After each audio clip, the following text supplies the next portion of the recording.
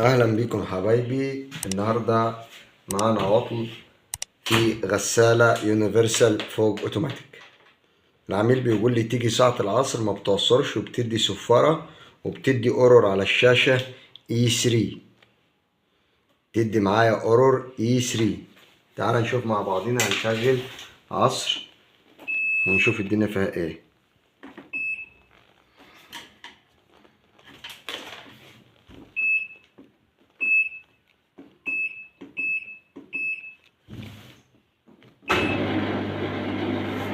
كده احنا شغلنا عصر وهنعرف المشكلة معايا فين.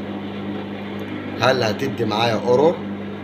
هل هتعصر ولا مش هتعصر؟ طبعا الحلة معايا ثابتة ما بتلفش بالشكل ده، نفس الوضع كده اهو. مفروض كده تعصر معايا، مش عصرة تاني.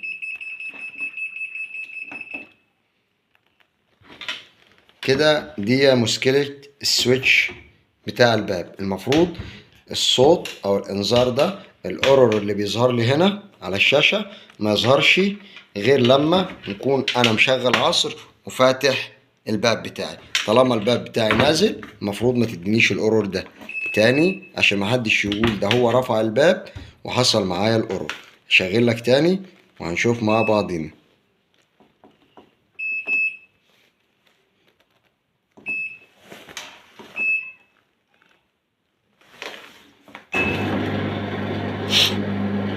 كده هي شغلت، ادت امر للطرمبه بطرد الميه. المفروض ان هي كده بتطرد ميه معايا وايه، وبترجع تدي نفس الاورور اللي كان معايا هنا.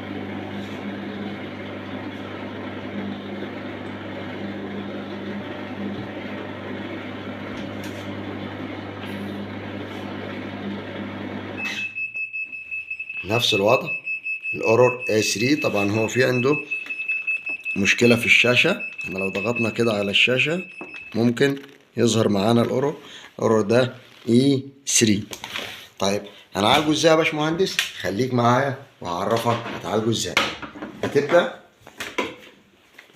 الوش ده، في عندي مسمارين هنا في الظهر الشكل ده. ادي مسمار اهو،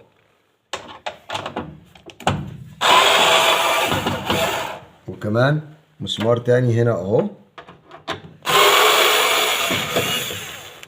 هنبدأ بعد ما فكينا المسمارين هنبدأ نسحب الوش ده على الهادي. هنبدأ نشيل الترامل دول. طبعا لو هنلاحظ هنا، نحاول نوضح لك الدنيا عشان تبقى فاهم مش حافظ. هنبص هنا نلاقي مجرد ما انا نفتح الباب اهو، خلي عينك معايا هنا. بص، مجرد ما انا بنفتح الباب ايه اللي بيحصل هنا اهو؟ الباب ليه حته كده فبتلز معايا دي. ايه اللي بيحصل؟ دي المشكله هنا في السويتش ده. هنفك مع بعضنا السويتش.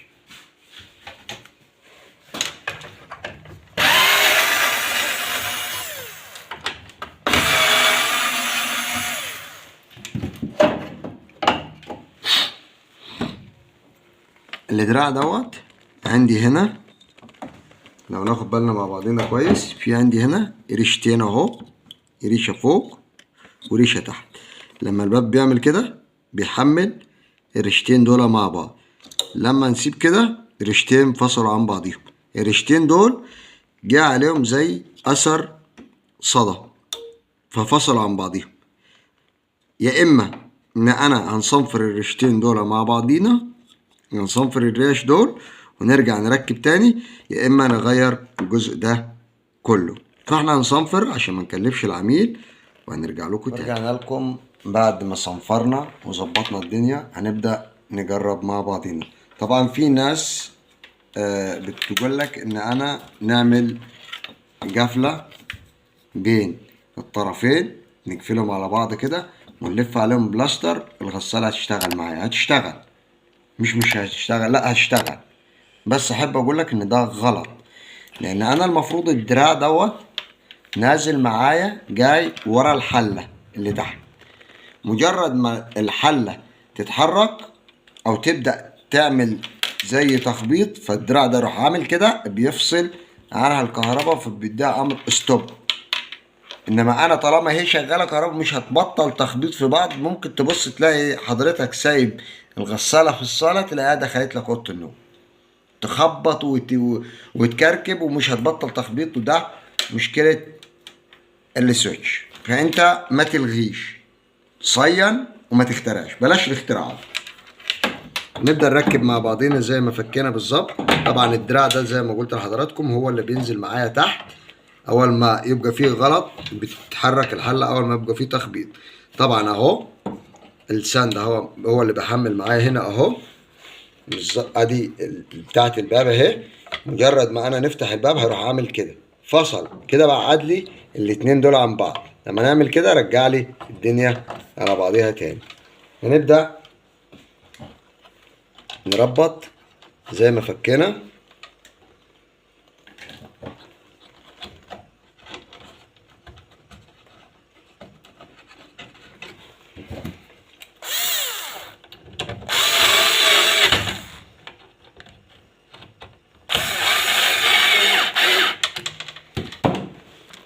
نبدأ نوصل الترامل. طبعا لو اختلفوا اللي تحت بيجي فوق واللي فوق بيجي تحت عادي خالص، مش هتأثر في أي حاجة معايا، لأن هما الاتنين طرف واحد بس مفصول. تبدأ بعد كده هتلم السلك بتاعك وتبدأ تجفل.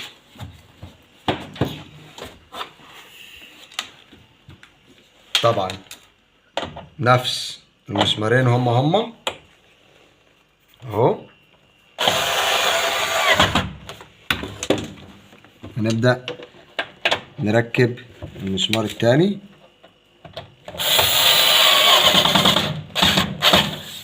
كده احنا ركبنا كل حاجة تمام.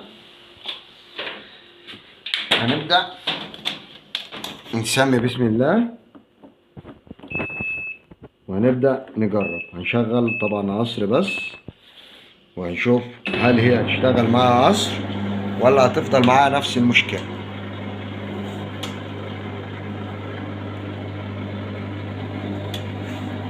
طبعا المفروض لو نفس المشكلة ايه اللي هيحصل معايا؟ الباب مقفول وهتفضل تدي قرب وصفارة. لو عصرت كده انا مشكلتي اتحلت. هنشوف مع بعضينا كده تمام، شغالة معايا الغسالة. هعمل ستوب كده انا مشكلتي اتحلت. طب هل لو فتحت الباب هترجع لطبيعتها تدي نفس الاورور وتقف ولا لا؟ هنجرب مع بعضينا. هنعمل كده، واول ما تبدأ لف، اول ما اللجاء بدأت لف هنرجع نفتح الباب كده انا مشكلتي اتحلت. ده احنا كده عرفنا ان الاورور الاي 3 دوت اللي خاص بالباب، بالسويتش بتاع الباب. يبقى الحل معايا ان انا مش نلغيه ونعمل قفله، لان انا في عندي دراع هنا اهو اللي هو بيلز اهو بالطريقه دي اهو. في دراع هنا طبعا مش قادر اوضحه لحضراتكم. هحاول اجيب لكم الوش مع بعضينا كده.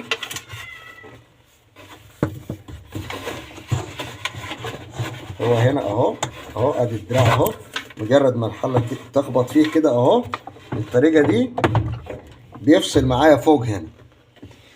فطبعا ما ينفعش ان انا نلغيه خالص. كده عرفنا طريقه تصيينه او طريقه تغييره. التغيير اسهل من الاصلاح، هتفك وهتركب.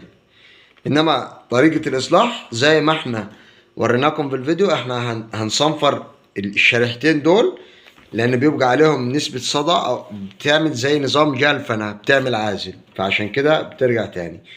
وكده نكون وصلنا لنهاية حلقتنا اليوم، ويا رب يكون المحتوى مفيد ليكم. ولو عجبك الفيديو اعمل لايك للفيديو وفعل زر الجرس، ولو كنت لغاية دلوقتي لسه مشتركتش في القناة اشترك في القناة عشان يوصلك كل جديد.